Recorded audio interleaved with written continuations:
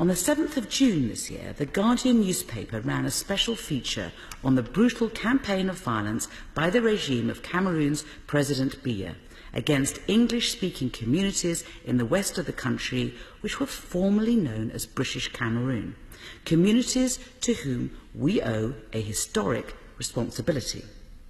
They quoted in The Guardian the ordinary men and women who saw their villages attacked by Biya's military, who saw their neighbours and family members killed, and that they were forced to flee for their lives.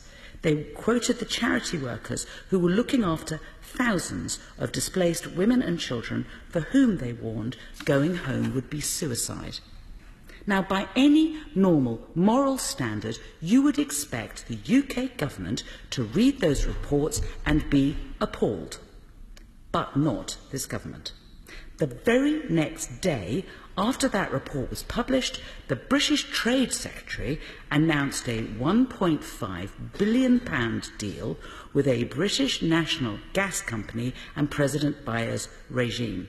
A deal which, in the words of the Trade Department's press release, will, quote, generate a huge stream of revenue for Cameroon's public treasury.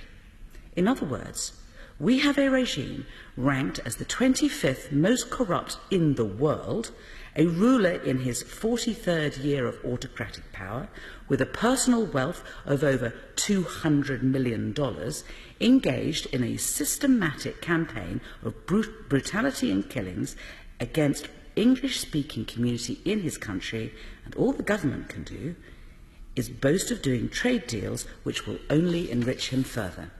That, in my mind, is what this government means by global Britain.